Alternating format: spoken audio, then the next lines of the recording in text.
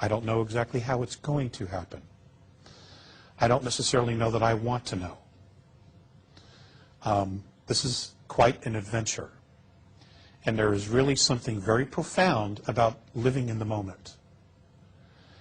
Because then you really pay attention. You're not thinking past it. You're really grateful for the moments that you're in right now and really gratified for those moments that you have.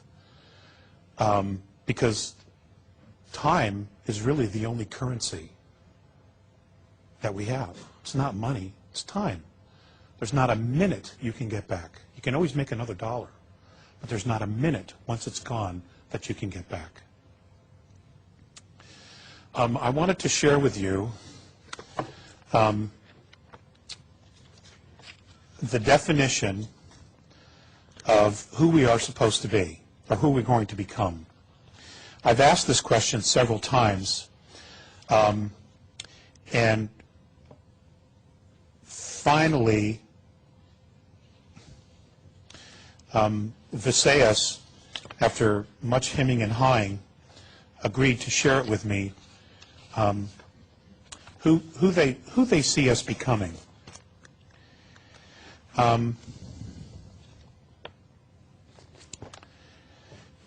Is it possible to have just a little light here? Okay.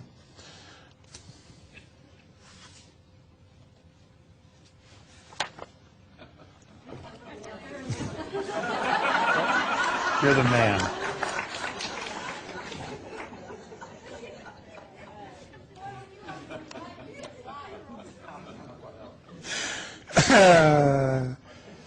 I have to be more specific.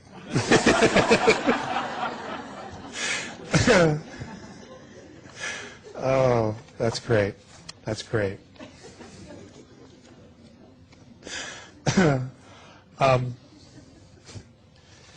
Okay. I wish I knew what to do with it. Okay. I asked one time in just pure desperation, what's going to happen to us? And, they've had a hard time with some of my passion and my emotions. I mean, I'm a Terran, and we use them here, not always responsibly, but we do. So I was just like, what is it that you want me to do, just out of pure frustration? What's going to happen to us? And I just screamed at Visão. And he just very calmly looked at me, and he goes, this is how we foresee who you will all become. Responsible freedom of self-determination, becoming truly self-confident and free, to unconditionally be responsible for yourself without being coerced by some other authority. Okay?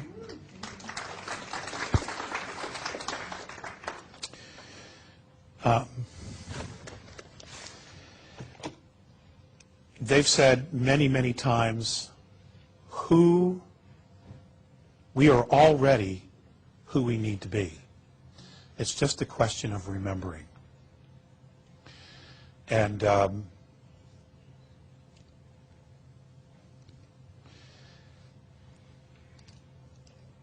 in that remembering, it's about letting go of what we would perceive as mistakes, of regrets.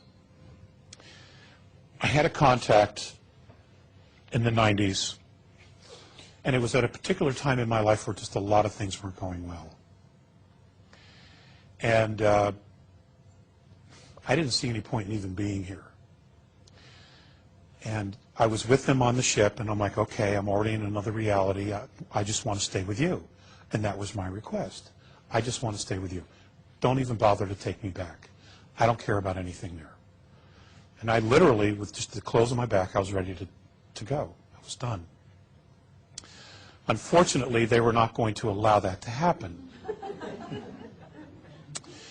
And I was forced to come back. And I'm standing on the ground, and I'm watching them leave, and I'm crying. I'm like, you're abandoning me. And I don't want to be here.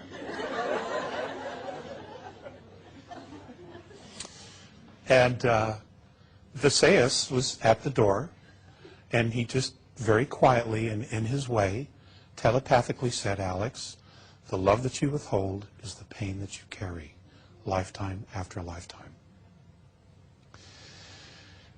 And that was a real aha moment, okay?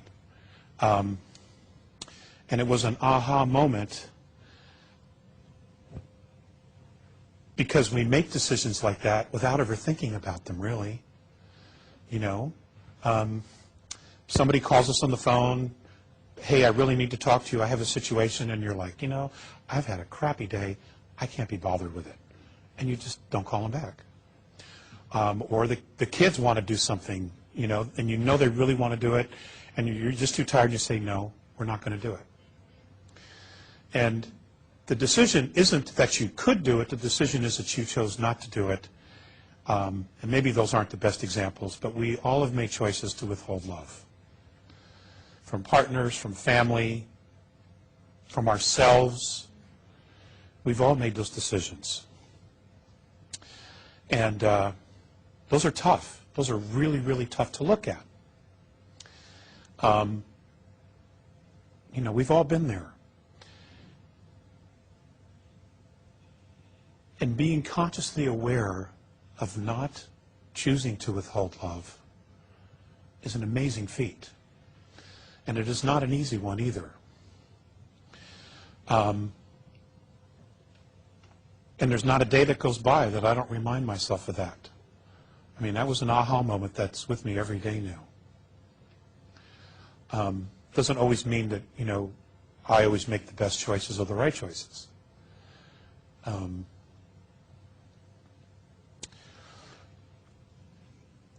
I wanted to share also with you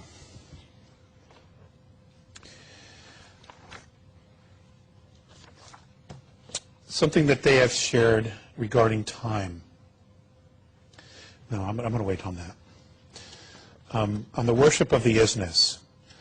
Now, one of the first questions that I had for them when I was a little boy, these contacts started when I was 8 years old, and I was vacationing in the upper northern peninsula of Michigan.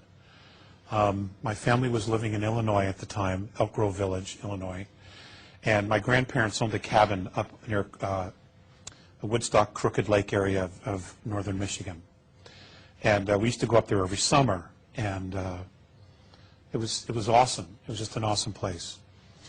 And the first contact, we had gone out into some fields we had all the family there. It was a big gathering, all the cousins, and we were on a family picnic.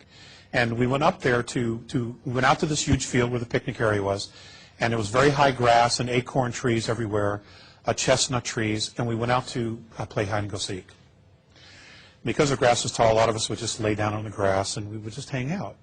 Well, that's what I did, and it was, you know, mid-afternoon. I don't know the exact time because, you know, children don't pay attention to that. But when I came back and I realized that I was on the ground, it was nighttime. But what had happened was I had fallen asleep, and the next thing I remember is I am on this table, and there are two gentlemen standing on either side of me, Visão and Morene. Now, what's interesting is that I had an absolute instant recognition of who they were. And I cannot explain it, other than it was a soul connection. But you know, when you meet somebody, you know you just know them. It was one of those. And they were very, very sensitive. They were very warm. They were very friendly.